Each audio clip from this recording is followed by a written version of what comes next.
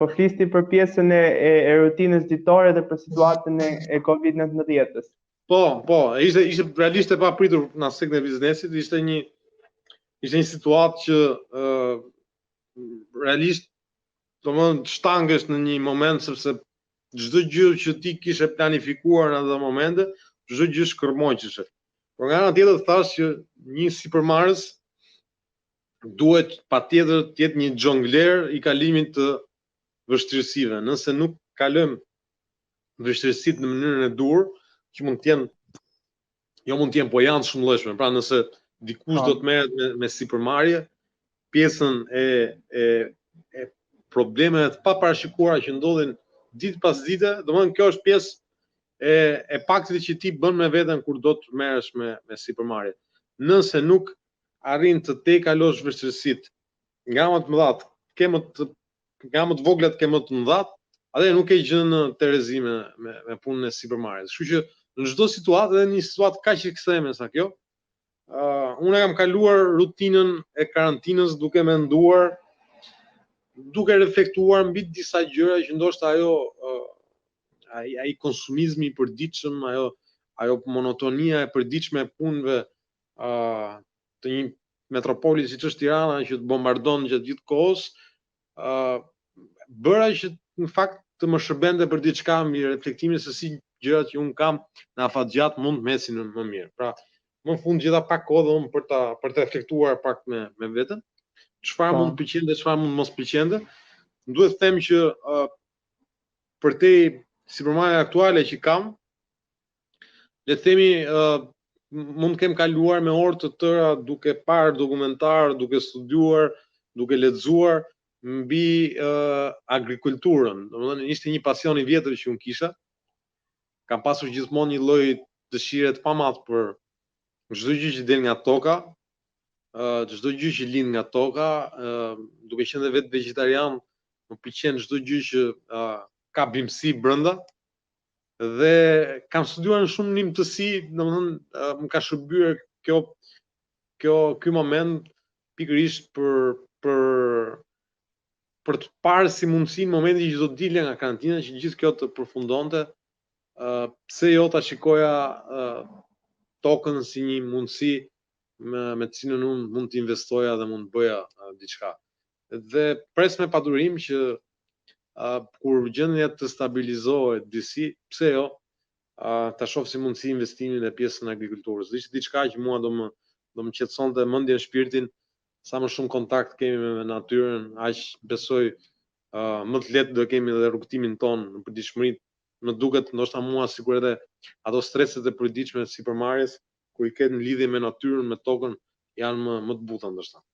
Është e vërtet ajo që thua për pjesën e agrikulturës në përgjithësi, sepse vendi ynë pothuajse përqindjet më të madhe ose potenciali më të madh ka në këtë sektor, pavarësisht se nuk shikohet me sy të mirë ose me sy investimi, domethënë nuk është se është investuar shumë te kjo fushë, por që ne kemi edhe potencialin më të madh. Në pjesë dhe unë faktikisht unë jetoj në fshat dhe nuk është se i jep rëndësi kësaj pjese, por në momentin ato trajnime apo edhe ku kam parë shembuj të tillë të cilët kanë zhvilluar bizneset e tyre nga një vreshtari apo edhe një ndjenjë tjetër, domethënë kanë arritur që të ngrenë atë biznesin e tyre dhe të ardhurat familjare, po shikojmë një sy tjetër, edhe në një startup që jam duke zhvilluar, që bën pjesë këto produkte natyrale, sa më shumë të qëndrosh me pjesën e agrikulturës, sa më shumë të njohësh vendin dhe tokën, aq më shumë ta shurohesh dhe të bëhet që ta zhvillosh edhe si biznes. Po, kam përshtypjen është një dashuri që është e pafundme më pas dhe është një lloj pune që të bën të njohësh edhe më mirë veten. Kështu që kjo karantina besoj më ka shërbyer për këtë aspekt, domethënë kam lidhur shumë çdo gjë që haja, gjithë frutat apo perimet që haja, i merja farat, mundohesha të tiri çelnja nëpërmjet disa teknikave që mësova nga YouTube-i dhe më dukesha vetë si një fëmijë agrikultor 5 vjeçar që kënaqeshem ato filizat e para që lindin më pas dhe këtë gjë më pas e projektoja në mendjen time si diçka më makro që mund bëhesh mbi shumë produkte të agrikulturës. Kështu që shpresojmë se e kam me qejf madh, shpresojmë që ta shtoj edhe këtë degëzim biznesi. Dhe unë uroj shumë që të ketë sukses. Flasim pak për pjesën e fëmijërisë tënde. Do na tregosh pak si ka qenë fëmira juaj? Ku e ke kaluar? Unë kam qenë të ul pak dhe dritën që mos na bjerë shumë bateria. Nuk e di nëse më shikon apo ersova shumë. Po, u ersova pak, por rëndësi ka që do flasim. Okej, ajo më gjitha, po. Kam kaluar një fëmijëri me shumë diversitete kulturore, do thoja. Për shkak të detyrës babait tim si diplomat, kemi lëvizur në shumë vende të ndryshme. Disa mund ta quajnë a priori si një fat shumë të madh, realisht është fat i madh, por nga ana tjetër për një moshë që është fëmijë dhe më pas adoleshent, sigurisht që kishte ato vështirësitë e veta, sepse në momentin që ti shkoje në një vend saktuar, njihesh me kulturën e atij vendit, krijoje shoqërinë me atë vend, me klasën, me shkollën, dhe jetën tënde lidhje me atë vend, sepse sidomos kur je fëmijë nuk ke tendencën të shohësh afatgjatë, gjithë bota jote janë njerëzit që ke përreth për dishmëria jote. Dhe kur ti mësohesh me të gjithë të gjën dhe papritmas dikush thoshte dëgjoj, bëj valixhet dhe mbas një jave do rifillojmë prapë një jetë nga e para, diku tjetër në një vend tjetër me njerëz të rinj, me një gjuhë tjetër, me gjithçka tjetër. Për atë lloj moshe sigurisht që ka një tension të fortë, le të themi, emocional. Gjithsesi, parë në afatgjat, pra në afat shkurtër, ishte një lloj traume, po e them në thonjza që ti kaloje gjithmonë, duhet të ribëje gjithmonë një jetë nga e para, por në afatgjat sigurisht është një fat shumë i madh, sepse mua më duket personalisht sikur kam jetuar disa jetë të ndryshme. Domethënë nuk më duket sikur kam qenë unë në një njëjti arbër që jam sot. Më duket sikur ai që ka qenë në Kub ka qenë një tjetër, ai që ka qenë në Itali ka qenë një tjetër, ai që në Shqipëri është një tjetër që është në zhvillim akoma dhe më sipër. Dhe këto jetë të ndryshme kanë bërë sigurisht që të krijohet produkti final. Dhe pavarësisht se ne në përditshmërinë tonë nuk i vëmë re detajet që kanë ndikuar në ndërtimin e të karakterit tonë, të shqisave tona, sigurisht gjitha eksperiencat kanë bërë që ne të kemi një impakt saktuar në atë çka mendojmë, themi, bëjmë.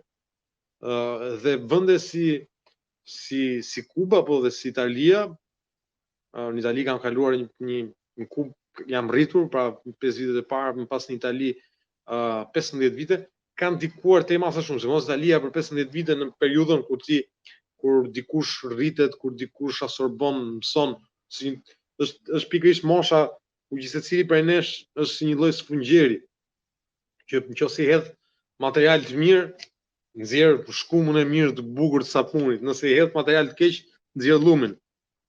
Dhe Italia për mua më ka shërbyer shumë, sepse më ka dhënë mbi të gjitha më ka dhënë një lloj pasioni për të bukur, një lloj dëshire për të bukur. Italianët kanë çkan, po në fund të ditës besoj është populli që adhuron më shumë se cilido popull tjetër të bukur, dhe këta kanë treguar ndër shekuj. Kanë një sens për estetikën që ta imponojnë edhe nëse ti nuk e ke. Pra duke qenë në kontakt me Italinë, me fshatrat e Italisë, me arkitekturën italiane, me gastronominë italiane, ty të imponohet një dashuri për estetikën, për të bukurën. Dhe këtë unë është një bord shumë të madh që ja kam Italisë, pikërisht kjo dëshirë për detajin. Dhe pavarësisht se në punën që unë bëj, shpeshherë shoh edhe si një problem shumë të madh faktin që jam një person shumë detajist. Shumë shpesh e vuaj këtë fakt, sepse shikoj çdo qime, çdo fije, çdo gjë saktuar, e shofer, i bëj nga e para Dhe e vuaj shumë kur jam në marrëdhënie me njerëz të tjerë, dhe kur duhet bërë diçka si duhet, por nuk bëhet si duhet, se është ajo shpreha nga pas se famshë, ama se shef njeri, ama se s'duket. Ndërkohë e shoh punës çdo gjuminatën nëse është bërë në atë mënyrë që nuk duhesh e bërë. Dhe këto janë detaje që sigurisht është mirë të kesh sensin e detajit, por nga ana tjetër është pak stres i shtuar për ata që janë detajist, nëse duan të bëjnë gjërat ashtu siç janë për të bërë. Sepse unë jam gjithmonë i mendimit që kur bëjmë diçka, pak rëndësi ka se çfarë profesionesh bëjmë në jetë, pak rëndësi ka se çfarë produktesh nxjerrim, se çfarë shërbimesh nxjerrim. Ato që ne bëjmë, duhet i bëjmë me dashuri të madhe, duhet i bëjmë me pasion të madh dhe duhet i bëjmë mirë. Nëse bëjmë 20 gjëra dhe i bëjmë keq, nuk ka as sens as vlerë. Ne duhet të jemi më të mirët në produktet që ne ofrojmë. Kjo është bazike sidomos në sipërmarrje. Nëse ne jemi lehtësisht të zëvendësueshëm, në tregun e sotëm nuk kemi asnjë lloj vlere. Tregun e sotëm nuk mjafton të jesh thjesht i mirë. Të mirë sot ka shumë, është 80% janë të kualifikuar sot. Sot duhet të jesh shumë i mirë që ti të bësh një punë që ai tjetri, për atë tjetrin ti të jesh indispensabël. Dhe kjo është shumë e rëndësishme, sot këtë duhet të kuptojnë gjithë. Nëse jetojmë thjesht për të marrë një rrogë, për të punuar një 8 orarësh, për pas ato lekët për blejnë picë, për të pirë birrë, atëherë gjithmonë kështu ka për të qenë kurba. E njëjta si kjo kurba e Covidit që i flasim. Pra, kurba ka për të qenë as lart as poshtë, ka për të qenë një kurbë që siç erdhëm këtë botë ashtu do ikim. Nëse duam të bëjmë, nëse duam ta ndryshojmë këtë kurbë, atëherë sigurisht duhet të punojmë shumë fort, duhet të sakrifikojmë shumë që të arrijmë që ne të bëhemi më të mirët në gjërat që ne bëjmë. Nëse duam të bëhemi më të mirë në atë që ne bëjmë, gjithçka vjen nga puna dhe sakrifica. Ata që thonë për mua janë pallavra, ata që thonë të punosh zgjuar edhe presin 100 vjet për të punuar zgjuar, që të punosh zgjuar, duhet të punosh fort njerë. Në momentin që ti punon fort, kupton tek dita e dytë e punës, pasi ke punuar 24 orë fort, kupton që nga këto 24 orë që kanë punuar fort, çfarë mund të bëj ndryshe që ditën tjetër të punoj më pak, po të punoj më mirë, po gjithçka vjen nga puna. Domethënë ne arrim lokal, pim kave nga mjesë dhe ndark, edhe themi s'punohet fort, punohet zgjuar. Edhe ndërkohë vdesim, edhe s'kemi bërë asnjë punë jetën tonë.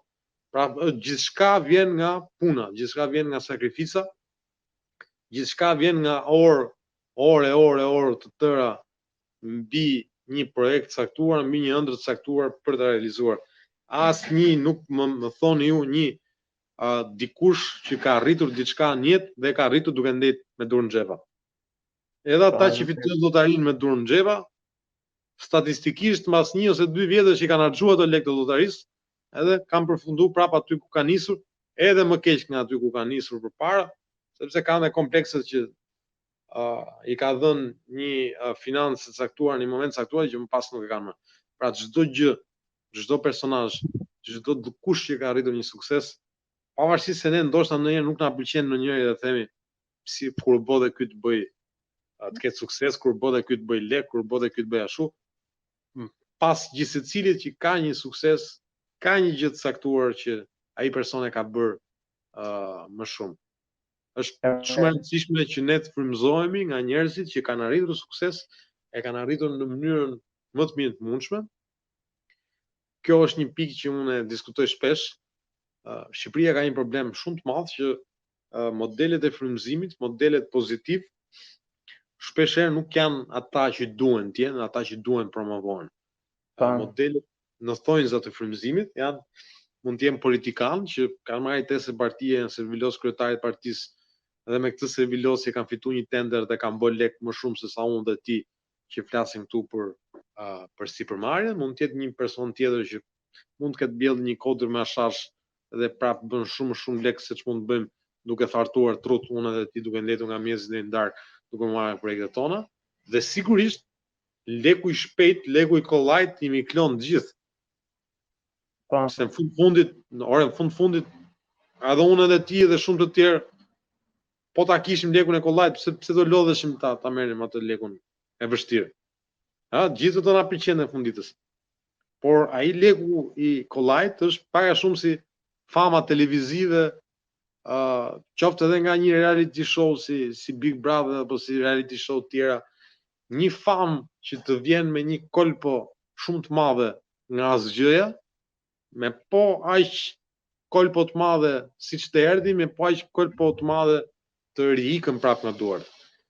Një person që e ka krijuar suksesin e vet hap pas hapi, ka krijuar suksesin e vet me punën e tij, ka krijuar suksesin e vet me sakrificën e tij, nuk ka më birr nëne t'ja marrë atë sukses nga duart. Se edhe po ja morën një ditë, do ta rimarri ditën tjetër, sepse ka arritur vet tek ai sukses, i di gjithë kleçkat e atij suksesi, e di si të lëvizë, e di si të relaksionohet, e di se ku të investoj, di gjithçka, është i zoti i punës së tij.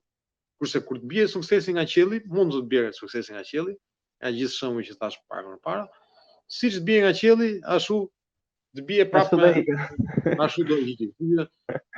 Është kollaj të shohësh shembujt që pasurohen në mënyrë të shpejtë dhe të kollajt, por më besoni që nuk është ajo mënyra e dur, jo sepse jemi këtu për të bërë moralizma, por sepse është shumë e kollajt, po aq e kollajt që të humbisni gjithë atë që mund të keni krijuar në mënyrë shpejtë.